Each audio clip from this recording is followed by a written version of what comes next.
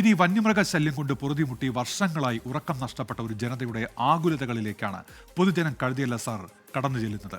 വയനാട് ചുണ്ടേൽ പക്കാളിപ്പള്ളം നിവാസികളുടെ വീട്ടുമുറ്റത്ത് ആനയും കടുവയുമൊക്കെ എത്തുന്നത് ഇപ്പോഴൊരു അപൂർവ സംഭവമല്ല.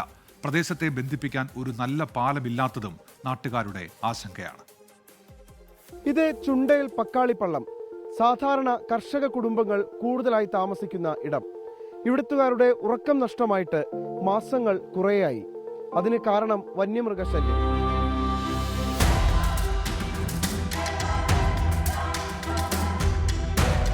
കഴിഞ്ഞ 3 വർഷമായാണ് മേഖലയിൽ വന്യമൃഗശല്യം ഇത്രയും രൂക്ഷമായത്.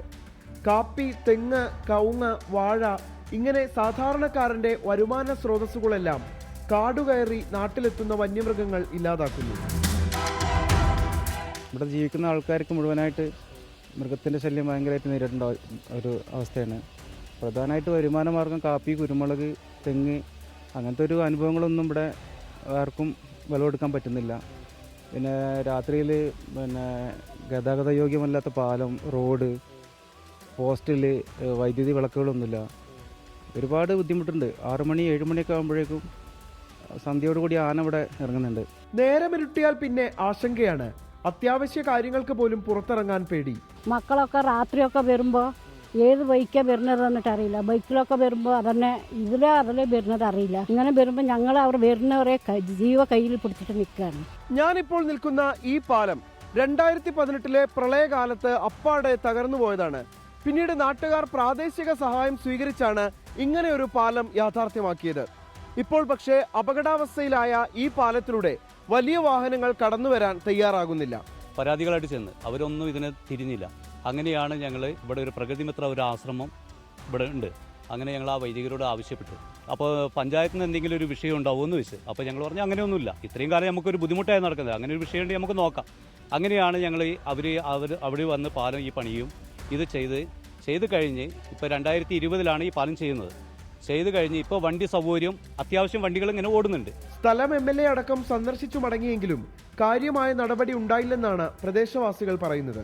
ഇക്കാണുന്ന വനമേഖലയിലൂടെയാണ് ജനവാസ മേഖലകളിലേക്ക് രാവെന്നോ പകലെന്നോ വ്യത്യാസമില്ലാതെ വന്യമൃഗങ്ങൾ എത്തുന്നത്.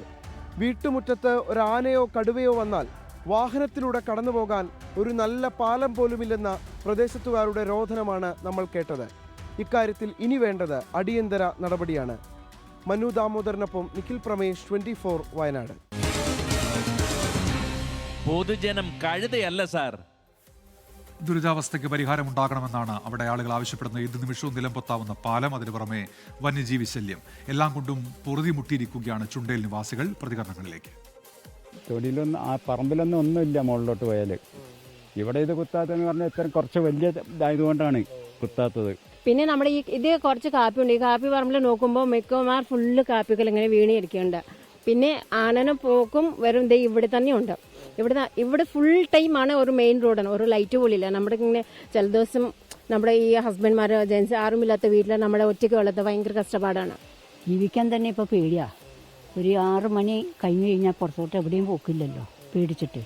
അതുകൊണ്ട് കഴിയുന്നതും വേഗത്തിൽ ഞങ്ങൾക്ക് ഈ പാലം നേരെ ശരിയാക്കിയിട്ട് കിട്ടുക. പിന്നെ ഈ മൃഗങ്ങളെ കൊണ്ടുള്ള ശല്യവും ഒന്ന് ഒഴിവാക്കി തരിക. ലോകത്തെവിടെയായാലും ഏത് സമയത്തും 24 വാർത്തകളും ഓഗ്മെന്റഡ് റിയാലിറ്റി പാക്കേജുകളും എക്സ്പ്ലെയിനറുകളും വിശദമായി കാണാൻ ഞങ്ങളുടെ YouTube ചാനൽ നിങ്ങൾക്ക് സബ്സ്ക്രൈബ് ചെയ്യാം.